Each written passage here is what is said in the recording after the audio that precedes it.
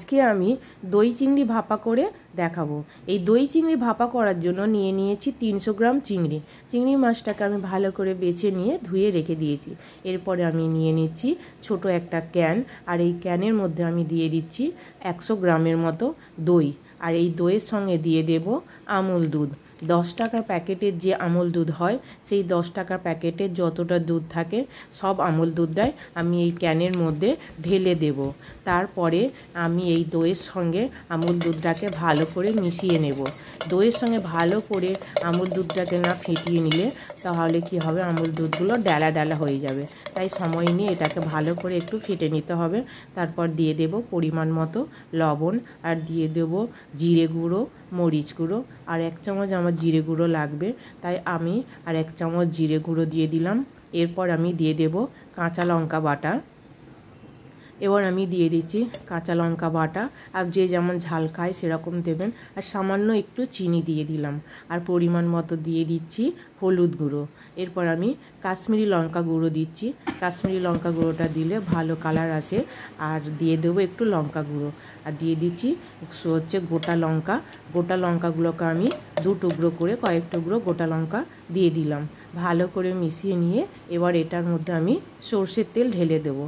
পরিমাণ মতো সর্ষের তেলটা না দিলে কিন্তু ভালো লাগবে না। যে কোনো ভাপায় একটু সর্ষের তেলটা বেশি দিতে হয়, তাহলে কি হয়, ঝাঁঝটাও ভালো আসে, খেতেও ভালো হয়। এই সর্ষের তেলটার সঙ্গে আমি ভালো করে মশলাগুলোকে ফাটিয়ে নিয়েছি। তারপর এই চিংড়ি মাছগুলো আমি সব ক্যানের মধ্যে ঢেলে দেবো। তো আমি এই চিংড়ি মাছগুলো ক্যানের মধ্যে সব দিয়ে দিচ্ছি। সব চিংড়িগুলো দেয়া হয়ে গেছে। এবার চিংড়ি মাছগুলোকে ভালো করে আমাকে মিশিয়ে নিতে হবে এই মশলাগুলোর সঙ্গে। ভালো করে মেশানো হয়ে গেছে, দেখুন কালারটা খুব সুন্দর চলে এসেছে এখনই। এরপরে আমি কি করব, ক্যানটাকে ঢাকা দিয়ে দেবো। তো এই ক্যানটাকে আমি ঢাকা দিয়ে দিলাম। তারপরে আমি গ্যাসের মধ্যে কি করব, একটা কুকার বসিয়ে কুকারে কিছুটা জল দিয়েছি, তার মধ্যে আমি এই ক্যানটা বসিয়ে দিলাম। তারপরে একটা ভারী কিছু চাপা দিতে হবে। আমি দিয়ে দিলাম নোড়া। তো 45 মিনিট আমি এটাকে রাখবো।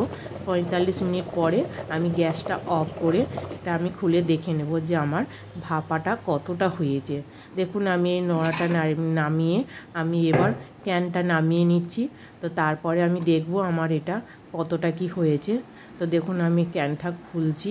খোলার পরে আমি একটু দেখে নেব। দেখুন কালারটা খুব সুন্দরই এসেছে, আর আমার প্রায় ভাপাটা হয়েও গেছে। তো যে কোনো ভাপা করতে গেলে একটু সময় নিয়ে করতে হয়। তো যেহেতু কুকারের ঢাকাটা খোলা, তার জন্য একটু বেশি সময় দিতে হবে। যদি না হয় তো আর একটু লো ফ্লেমে বসিয়ে দিলেটা হয়ে যায়। আমার তো হয়ে